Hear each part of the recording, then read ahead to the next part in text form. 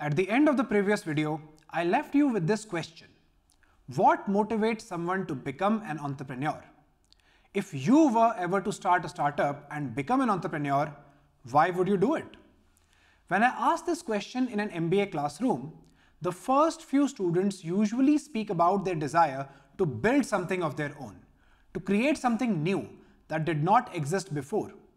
Some students talk about their desire to work on something that they find interesting compared to their current job. Others talk about their wish to be the master of their own destiny.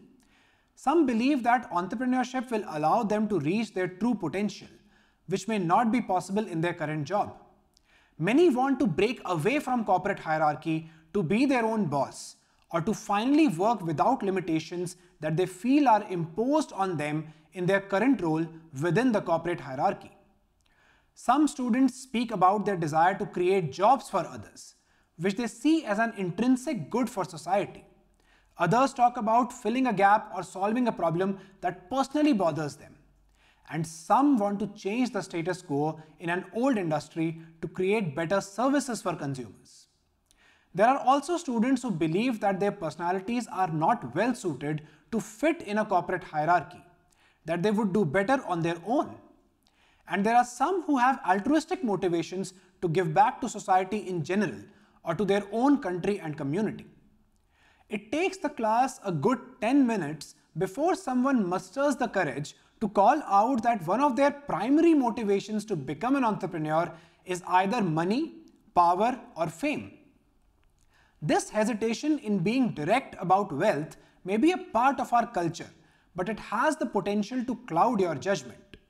There's nothing wrong with your desire to accrue wealth. Wealth is not just money, power, or fame. It is better to think of wealth as financial security for you and your family. Life is uncertain and bad things can happen. Aiming to achieve financial security in such uncertainty is a noble goal. Another good way of thinking about wealth is that having wealth means never having to work just for money. So wealth is one broad dimension of what motivates someone to become an entrepreneur. The other dimensions can be summarized as the desire for freedom, creativity, and the desire to create impact. But there is a fifth dimension that has been missed in our entire discussion so far. Students in my class always miss this fifth dimension. I have a strong belief that this fifth dimension is also the most important reason why anyone should try to become an entrepreneur. Can you guess what this fifth dimension is? If you like, you may pause the video here and try to come up with a key reason for entrepreneurship that we have completely missed in our discussion so far. The fifth dimension is learning.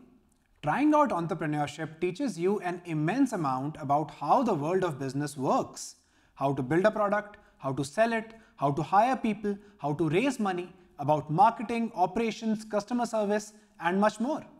In this respect, entrepreneurship is better than doing a PhD in business. Even if you try entrepreneurship for 2 or 3 years, fail, and take up a job later, you will end up understanding business at a level which is otherwise not even remotely accessible to most people. If you are someone who is considering a business school, know that running a startup will teach you more about business than an Ivy League MBA. And the most beautiful thing about the learning dimension in entrepreneurship is that it is guaranteed. In your entrepreneurial journey, nothing else is certain. You may fail at creating wealth. You may not find freedom if you have to work 70-hour weeks for customers you do not like.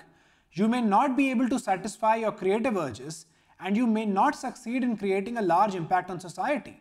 But no matter what happens, success or failure, learning is guaranteed. You will end up learning about how the world of business works. This is the anchor framework I have used to organize this course on belief systems. We will first delve deeper into the learning dimension, then the wealth dimension, and finally the impact dimension. We will not go deeper into freedom and creativity because these dimensions of entrepreneurship are quite personal and do not need much discussion. So let's start our discussion of the learning dimension. Within this dimension, we will first talk about the importance of ideas in entrepreneurship. Next, we will tackle the role of luck, And finally, we will answer the question, when is the best time to become an entrepreneur? So let's begin our journey into the importance of ideas with a case study on the amazing entrepreneurial journey of Dick Costolo in the next video.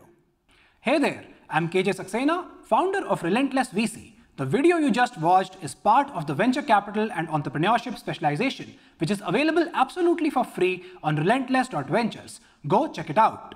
If you're a tech startup founder and want to raise money from us, you should apply on our website. Lastly, if you like this video, do subscribe and share it with your friends.